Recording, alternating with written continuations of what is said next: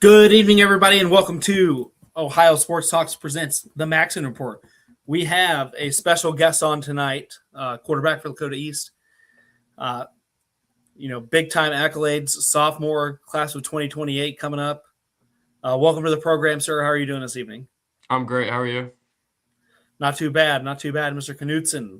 Knutson. You have done a lot for a young man, and we want to, really hammer that home that a lot of responsibility was put on you, and you've done some great things last year as a sophomore with much, much, much more to go, sir. So we want to, commend you on that going in, but really, take our viewers, take us to, one, have you always been in the state of Ohio? And two, where'd your love for the game come from? I've always lived in Ohio my whole life. I was born in Cincinnati and I've been here for my whole life, really. I haven't moved or anything. My love of the game came from probably my dad. He played in college. He was a left tackle. He played for Illinois State. And just growing up, ever since I was like 4, just loved football, loved watching it with him. We'd throw like this little foam football just like 5 feet away from each other, just like in my house. He'd be sitting down, and then just it would grow from there, and then we'd go outside and throw. And I've been a quarterback my whole life. I wanted to play quarterback right away. I first started playing flag football. I played for about 7 years. My parents wouldn't allow me to play tackle, and I started my first year in tackle was 4th grade playing Pee Wee, and ever since then I've been playing. Wow. And it's funny you said that because that was going to be one of my other questions. That have you always wanted to play quarterback? Have you ever played defense, or has it been solely offensively quarterback? I played defense through 4th through end of middle school. I've just always played defense. I was always a pretty good athlete when I was young, and I just ran around. Hey, there's nothing wrong with that because, often I have linemen on as well, and I always kind of ask them if they, do you play a little bit of both ways? Is when a bad offensive series, happens, do you go out on defense and just pop somebody, just kind of get that taste out of your mouth? Or you always kind of locked in there. But that's awesome. You said 4th grade tackle, things of that nature. Playing around with a foam ball. I'm 36. I remember the Nerf balls that had the tail on the end of it. You threw it, and you played.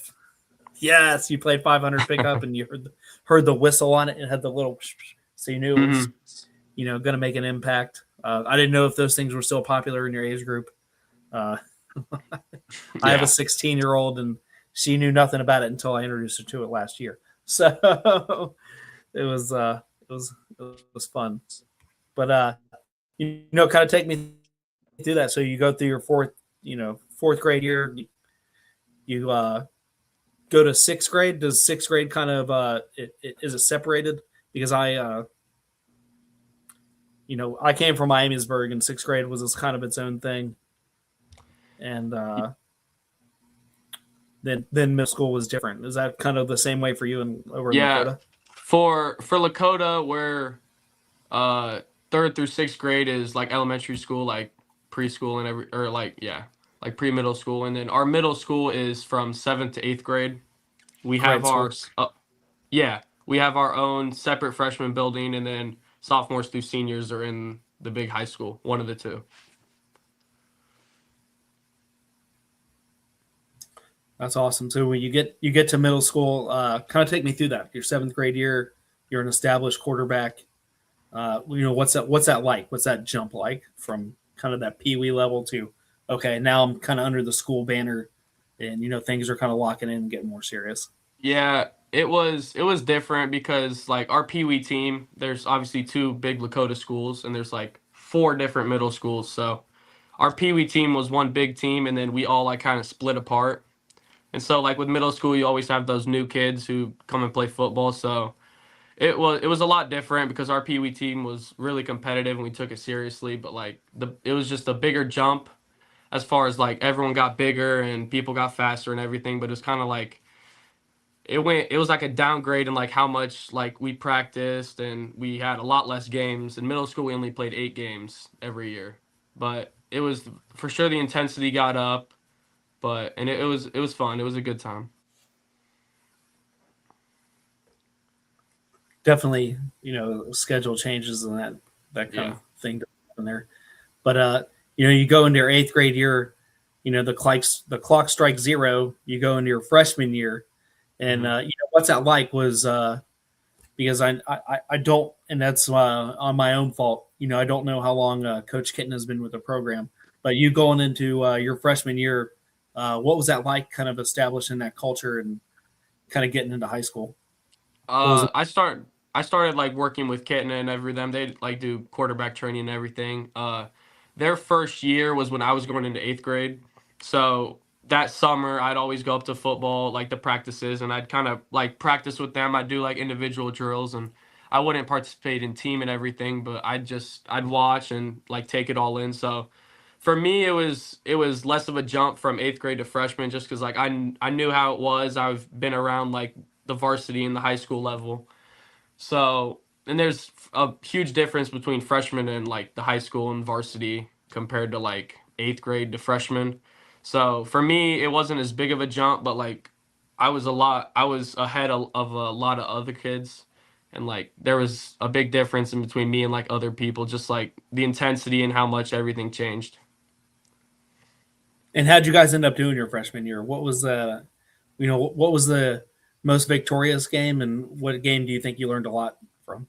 Um, we weren't we weren't very good our freshman year. We had a lot of injuries and everything. I only ended up playing 6 games. I hurt my right elbow on the last play of our last play before half of our sixth game. So I didn't play the last 4 games, but our most victorious win was our first game. We played Centerville. It was our first out of conference game, and it was a Saturday morning, and it was blazing hot. I think it was about like 95 degrees, and it was a long game. We were down 14 in the fourth quarter, and we ended up coming back and winning it with a 2-point conversion to win.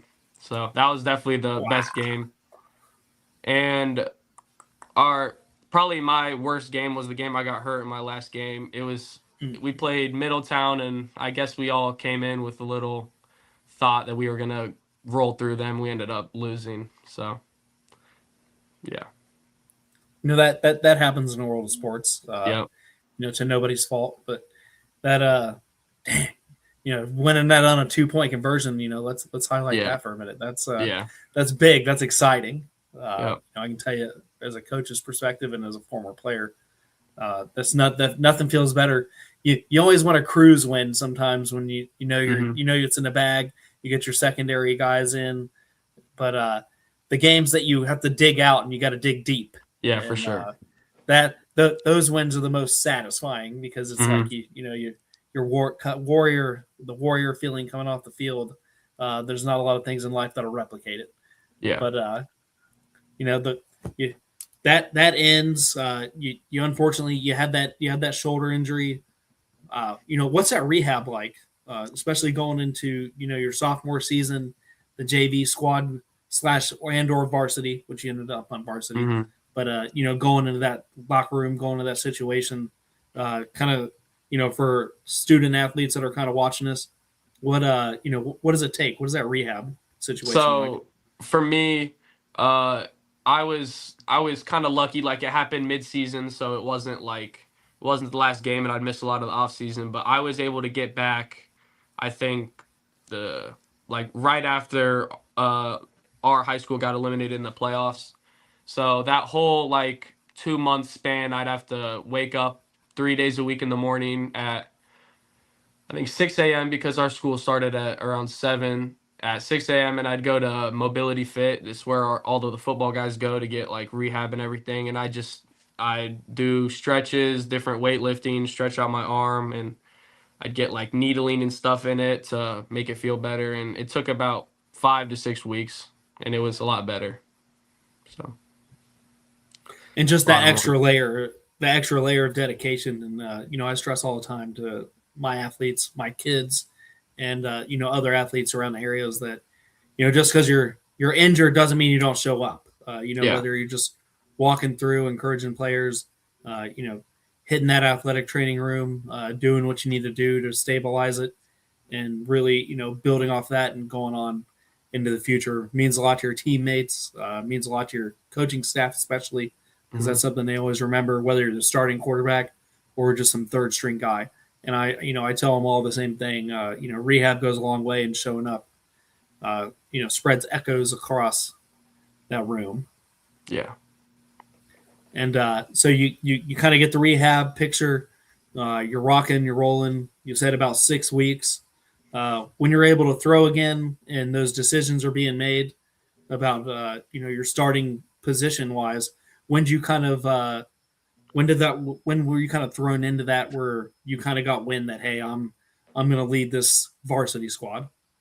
Yeah, so JT, Coach Kit's son, it was his first year graduating, so the spot was open, and there was it was me and 2 other kids, another kid my age, and there was a guy who was a senior.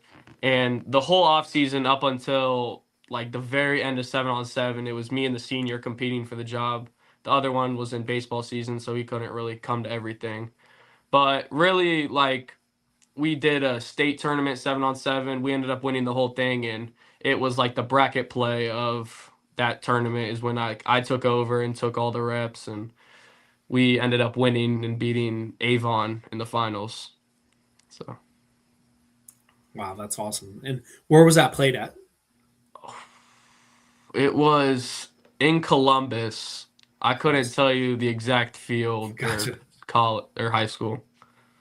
Gotcha. I was just kind of curious the location because I've been out of the 7-on-7 game for a while, so it's refreshing to hear because we made trips back in the day kind of all over the place. And, But okay, you come out of that competition, you're handed the keys to the team, and being a sophomore and this just kind of picking your mind, how did you rally the team? What is something that you think brought you closer to the juniors and seniors to really lead you up on what I call the gridiron battlefield, but up to the gridiron?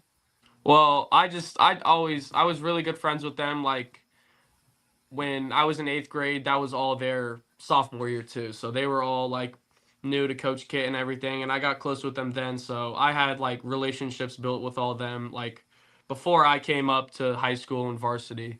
And just like I'd always encourage them, and they always kind of like um they like helped me with a lot of things because obviously I was a sophomore and learning too, and they were in the system for around 2 to 3 years already, so they helped me a lot, and it was kind of just like they were all big brothers to me, really, just helping me and guiding me through. That's awesome, and especially like you said, showing up in off season, showing up to those camps and those walkthroughs and those drills. Like you said, even though you couldn't participate in team, just kind of being there and going through those things, I think that helps build and gives you the positive attention. And that's so you rock and roll it. You get to 2-a-days. Kind of walk me through that. How's Lakota East? How are those 2-a-days rocking, especially under the second year of the third year of Coach Kitna? So we don't do 2-a-days. We just do one long big day, and our days are from 4 to 10 at night in the evening, and so from 4 to 5 we're in the weight room lifting, and those workouts are intense. They're like there's nothing about like getting sore for practice and everything, and the weight room's a big priority with us. And then from 5 to 6 that's when we eat. They always have food provided for us, peanut butter and jellies, protein, like liquids for practice. And we also watch film and stuff and go over install meetings every day. And then we get this little break from around 6 to 7, and then we did some conditioning, but then we'd practice from like 7:30 to 10 every night, and the practices were really nice. We all really liked them because it's a lot. It goes from hot to like cooler compared to like if you're in the mornings, it goes from cool to hot, and we all really like that. And it's like, yeah, it's like game day experiences because you play at 7 p.m. on Fridays, and we all really enjoyed it. They were really chill, but they were intense for sure. That's awesome. And I'm sure you guys have your own little countdown because you who you open the year against. So you get there, you go through the trials and tribulation with Coach Kitna and your staff. And, kind of tell me before we kind of get into week one, what's that like learning from an NFL quarterback, a guy that's been in the league for quite a bit. And, how's that knowledge really come down? Is that something that made you like super nervous, or is that something where it's just, hey, this is just my coach kind of deal? And I'm kind of asking for my own. Yeah, it's like he's my coach, obviously, but like Coach Kit is like the head coach, and he kind of like monitors over everything, and he coaches a lot of the quarterbacks. But he tries to go around. But his son is our OC and our quarterback coach. Right now, he's in the UFL. He's the quarterback coach for the Orlando Storm right now, and then he's gonna come back. Yeah, but he's really like from the day they got there. That's like been the guy I've been around the most. Like I lifted with him like privately. Right after school, I'd have study hall first bell, so I'd always go into his room when he was in the school, and we'd just watch film and go over plays and stuff and just talk football. So I've been with him a lot of the time, and he's like our quarterback coach. But just learning from them, like it's huge. Like compared to like when I was really young, I just looked at playing quarterback a lot differently. I learned like how to read different defenses, like what to do on what type of play, just from them mainly. And it's a lot easier to play quarterback when you got coaches like that who make it a lot easier on you. And they've obviously played, so they know what's hard and what's easy, and they try and make it as easy as possible on me. That's awesome. Like I said, that was just kind of me picking your brain there on the experience, because it's every athlete I talk to, the coaching styles, I won't say vastly different, but the coaching styles all kind of have their own kick. So it's always fun to hear from the player's perspective, how they rock and roll that. And to take me through that, you go through your practices, you get there, week one. What's that feeling like? Because you went from a freshman team, Saturday mornings.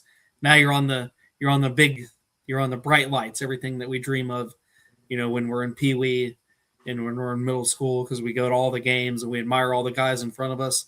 You come out of that locker room, what's on your mind? So I normally, like before, I never really got rattled before games. Like I'd obviously have like butterfly guts and everything, like I assume everyone does. But Centerville, the zoo we played week one, was by far the biggest stadium we played in. And this was, I think, the third time we've played them in a row, and it was by far the loudest. So it was easier to get that game and like set the tone for the rest of the year. But I wasn't as rattled as like I thought I'd be, just because like I knew the guys around me, they've all played in these same moments, and I knew I probably had one of the best skill groups in Ohio this year, and it was like they just made my job so much easier, like as a quarterback. And you guys came out victorious. I mean, Yep, how does that feel as a sophomore, coming out 35-20? That's a hell of an accolade, especially from Centerville. I'm from Miamisburg myself, so, I'm very familiar with how Centerville does business. And I coach with other coaches that have been, part of their program in some capacity in their career now. And, that's a big win. Those, kind of take me through that. Was that like unreal on just a level, or is that something that you were just kind of tracking all game, or when the clock strikes zero, where you just kind of, wow, I can't believe I did this? Or is that something you were just like, damn, yes, this is my calling? I think we ended up going into halftime tied. I don't remember the score, or we might have been down. I knew we weren't up, but like we just started off the first half a little slow, and like we got the ball to start the second half, and like it just ticked for everyone. Like I think we went down, drove 70 some yards and scored. And that's when I think everyone realized, because we haven't, like as Kitna arrived, they haven't beat Centerville. And I think that's when like the team realized that we could beat them. And we played really, like the whole team, everyone played really good in the second half, and we ended up winning. I think we scored 3 touchdowns, 3 or 4 in the second half compared to the first. So, yeah. Man, that's awesome. Yeah. And then, that, like you said, that you did kind of build off that season, and you guys were rocking and rolling a lot. And, beyond that Centerville game, what's that next game where you really kind of you notched it and you just kind of felt all right, we got we got something cooking here. Our second game was Oak Hills. That was a little slower for the offensive side. I think we only scored 2 touchdowns. Our defense played really good. But against Mason is when like the offense really ticked. I think we had like 450 some yards, something. We put up a ton of points. We ended up losing though, which stunk. And then just the rest of the year, our offense just kept getting better and better as the year went on. Our O line was all new, just like me. They was all their first year, and they played really well the whole year. Um, and yeah, I think we averaged around 500 yards of offense a game, something close to Wow. that. It was crazy. Yeah. And just you individually, 207.5 yards per game. And that's the whole season. I'm glad you said something about that Mason game because we kind of talked about it offline a little bit before we got on. But 310 yards passing, 27 for 29, a 92 completion rating, 92% completion rating. Like, Mm-hmm. you know what? Well, especially as a sophomore, and I'm not taking anything away from your age, but kind of really dive our viewers into that. What is that just something that you just saw? People call it an out of body experience. Every athlete has a word or terminology for it. Give us yours on that. So, since I've played in 7th grade, we've never beat Mason. Like my team's never personally beat Mason. So like in Pee Wee, it was our team and them. Like it was a little bit of a rivalry just because we were so close compared to all the other teams. So I knew that like we just have to play our best game to beat them. And I thought like the whole offense and defense, we all played really good, and we just ended up losing. But like our coach Kit and Jordan just like all off season and everything telling me just completions, completions, completions. Like the big plays will come. I think their analogy is to not pass up the chicken for the steak and just take like everything you get. So that was my goal all year is to just get as many completions as possible.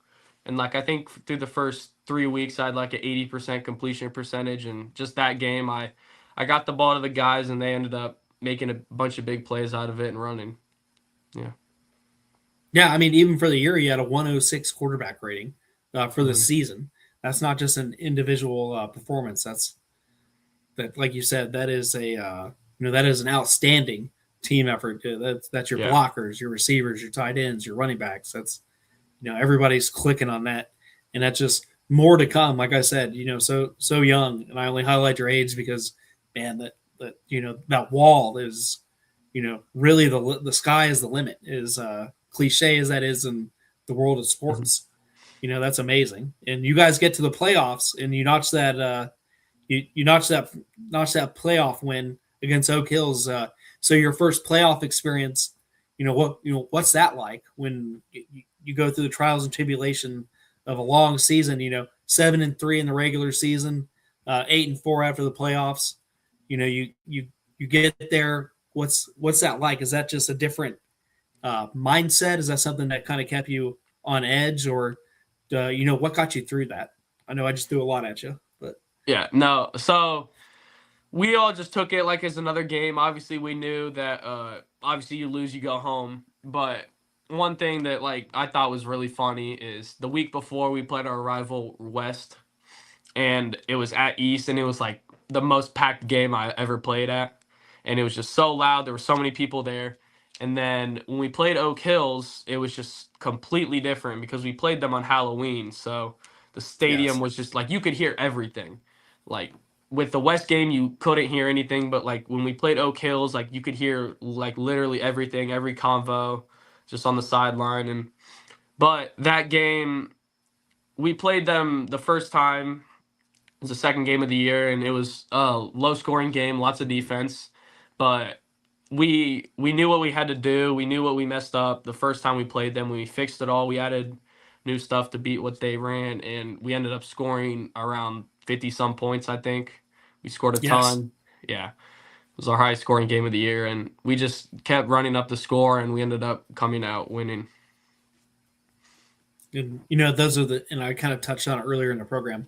That's the feeling. You're like, all right, man, just your second stringers are getting some reps. Your special teams guys are filling in some positions they normally don't get to see, and especially out of playoff atmosphere. And you'll build off that forever. Whether you're a sophomore, junior, with that 1 to 2 seasons left coming in. And the memory for that as a senior, that's something that, man, you're just like, man, I was a part of that. And that's, it's a legacy building moment for sure for you guys, and especially for you, sir, definitely moving forward. And, you get there, and I hate talking about the next one. You get to St. Xavier. Yeah. I live in the Cincinnati area myself over in Claremont County, so very familiar with that program. Mm-hmm. What's that like? Was that at their stadium or was that a neutral site? It was at St. X Stadium. Yep. And that's got to be a whole different ball game. So kind of take me through that. Yeah, from the start when we arrived, they had already a huge student section and everything, and they were chirping our team the whole time. And we all thought we all came into the game knowing we could win the game, obviously. And St. X, I think they had like a 3-week bye for like some reasons. They had the bye in the playoffs, and then I think they didn't have a like week 10 game and everything. So we came in a little banged up, had a couple missing pieces, and they were all healthy. But there's no excuse to that. Like we thought we should have won. Well, we came in thinking we could win, and we just didn't play our best, like to what we played with throughout the year, and we just didn't play to our standard. Like the offense, we came out. We went, and I think we punted the ball first drive. We got a turnover on defense, and then we scored 7 points. So we were all really excited and everything, and then it just went downhill. I think we got a little too overconfident. We just didn't play our game. That happens, and not taking anything away from you guys or your competition. That you guys were both destined to meet, and especially in a Division I, and that's that's huge. And I think that you learned a lot about yourself and as a team, and when the dust settled on that, and that not to bring up just the heartache from it, because I've been a part of losses as a coach and a player, so I get it. What do you think your biggest learning tool was from last season, or even that last playoff game, that was going to propel you? What's that like? What's that mentality? I think, like, for me, I did a pretty good job throughout the year to like flush out the next play and everything. But for that St. X game, I think like us as a team got a little too high, like thinking like we could come in and just roll them and everything, like just to keep our poise, like as a group, and just keep the same goal in mind the whole time, and just to stay focused the whole time on what we want. Just like for me, I think just to like not get outworked in the off season, because St. X, they were a lot bigger than us. They have a lot of guys going big Division I schools, and like me, I'm obviously not the biggest, and playing against them, it was a lot different. Like St. X compared to some GMC competition, they're just a complete different breed. And just like to not get outworked in the off season, and just to get bigger, get stronger, get faster, throw the ball farther, throw the ball harder, and everything like that, just to get to how I can be to be the best. I love that answer, and it all starts in the weight room, like you said. You got to get bigger, stronger, faster, better throw accuracy, things of that nature. Those are all your speed drills over the weekend, your weight room on the weekdays, and anything that you can conjure up with you and your teammates in your spare time. And I stress that to all the athletes. And but still, hell of a season, 8-4 overall. You get it to the second round of the playoffs. You finish with over 2,000 yards, 22 touchdowns yourself as an individual. That's absolutely phenomenal. One of the top performances in your conference. So, really hats off to you. Like I said, hats off to the offensive line, giving you time to do that. Yep. Your tight ends, wide receivers, running backs. It takes all 11 guys. And, Yep. that's something to be proud of. 207.2 yards per game just in air. And you were even talking about, the ground game averaging, 400 to 500 yards a game, as a unit between the two. So, you're for every almost seems too balanced. You got 200 yards in air, 200 yards on the ground. Yeah. That's just a hell of a lot to build off of. And, when you go into that mentality, how do you rally in the troops right now? What's the message in the locker room moving forward? So for us, our whole O line except one guy is all coming back. I'm coming back, Wow. but we lost every skill. So our three or no, we're bringing back one receiver, but our two other receivers, our tight end and running back, are all leaving. And our running back Ryder he had like the most yards in high school football this year at a running back, and our tight end's going to Indiana. Our two receivers are going to Army in Western Illinois. So they were all big time guys for us. So there's a lot of guys and spots to fill in the offseason. And the one guy coming back, Carter Jones, he led the GMC in receptions. I think he had like mid 70s. But just my thing is just to like try and help all the new guys out as much as possible, because I know how it was like my first year on varsity, Yes. and for our receivers, it's going to be probably their first year on varsity too. So just trying to help them as much as possible, and just yeah. I like that. And now the season's kind of ending. Are you a multi-sport athlete? Do you have anything else going on in the off season? Right now I'm just football. I used to run track and I threw discus in middle school, but now I'm all just football and just focusing on the weight room and everything like that. And now that the off season's kind of in full swing here, what do you like to do to unplug? What tell us a little bit about you. We've heard about you as the player, but what about you as the person?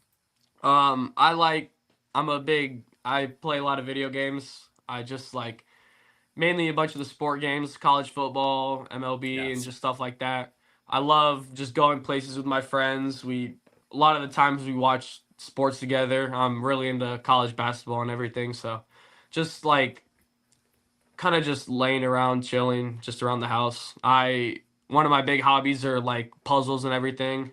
I've always loved puzzles. I don't know why, just since I was young. And um, sometimes on the weekend I just like to golf. I'm getting back into it. I used to be big with my dad when I was really young, and then I kind of got away from it, but I'm trying to get back into it now. So I'm trying to get that golf swing back. When I was in the Marine Corps, I used to go golfing all the time, but having children now, my golf days are a little bit more numbered. So yeah. I definitely got to get back on the green this year, and dust some dust off, wipe some dust off those bad boys. But I like to hear that, especially because a lot of in this day and age of everything's in your face, everything information's right there, and you'll hear about the losses and you'll hear about the wins and you'll hear about all the season all year long online. I stress you got to unplug, like you said. You gotta get with your friends. You got to watch other activities. You got to kind of get to that level. And it's good to hear that other healthy things are going on. And I stress that enough to the athletes these days.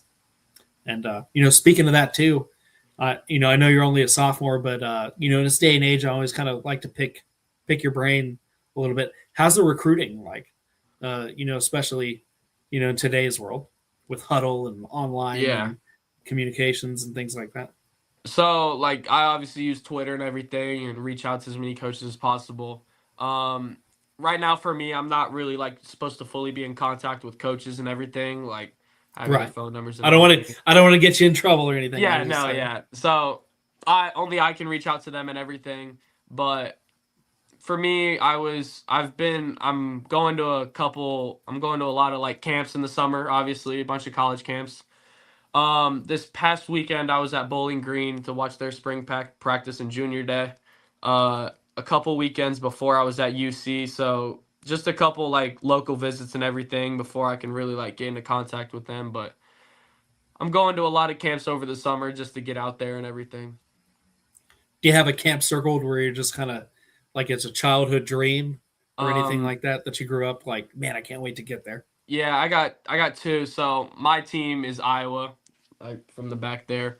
My whole dad's family's from Iowa, so that's just been my team like forever. So them and Illinois State, where my dad went. He still knows a lot of the coaches and everything there, so it'll be nice to get to talk to them and everything. They're whooping on my beloved Flyers right now over at UD Arena. Oh, that's them. Yeah. Yeah.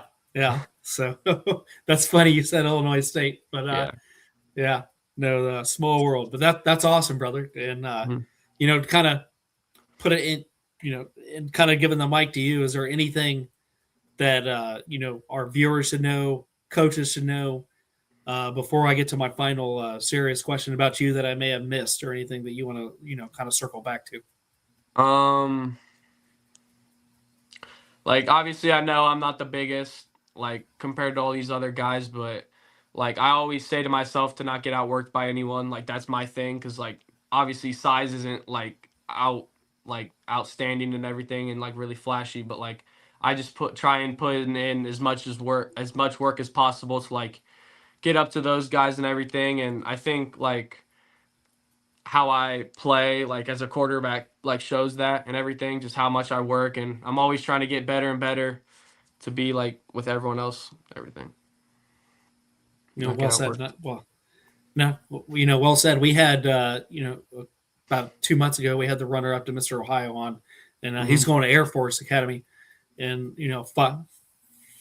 about says 5'11", but he says 5'10" and a half, plays quarterback, and just work ethic is everything. He kind of echoes the same thing. So, like you said, size doesn't always matter. You look at the national championship that was just played on the NCAA level, and the team with the most athletes didn't come out with the win. It was a team that worked hardest over in Indiana. Yep. So, that echoes. They had no 5 stars. I think only like 2 4 stars total, and that. It's all about work ethic, and I stress it. So, it's good to hear you kind of echo that for our listeners and our viewers and stuff like that. But, last big question of the night. We've had you on for a little over 30 minutes, 243 live viewers. We thank everybody tuning in. What do you bring, if you could speak to, any college scout or anybody looking at you, to the next level, or locker room or community? And I know that's 2028. We got some time away, but if you can kind of highlight yourself and tell your future teammates or people kind of scouting you out right now, what do you bring to the next level? Like I said, I tell myself I won't get outworked. I always get there earlier before everyone else, and I always leave like later than everyone else. I always stick around to throw extra passes or anything for guys and everything like that. So I'm a huge leader. I'm vocal. I lead by example. I do everything like that you asked for. I get into guys' faces like if they do something wrong, and I'll hold myself accountable and everything like that for all the things I do wrong. And just like being a leader in the locker room and everything, and knowing that if they needed help, they can all depend on me, if that's in life or football or anything. I help around like the community whenever we do community services and everything. I'm always in that, helping the people around us and stuff like that. Yeah. And well said, Niall. Well said. And, we'll definitely clip that and, keep that message out there. And, we've already circled back, so I don't want to beat a dead horse here. But, time for the fun one. My kids always want me to ask, I have a high schooler about your age. I have a 11-year-old in middle school. What's your favorite Disney movie? What do you kind of go back to, either from your childhood, or do you have one that you just put on after a long day? For me, I grew up with like Toy Story and everything like that, and I know they're still kind of making them. I was really big into Toy Story. I used to have like the Woody doll and like Buzz Lightyear and like stuff like that. I'd have the dinosaur. I can't remember what his name was, but for sure Toy Story. Like that was just like my childhood. I'm 36. I will be seated when a new one comes out. So yeah, for sure. If you see me, no shame in that, because you say it like, I know they crank some out when you were younger, but those started when I was super young.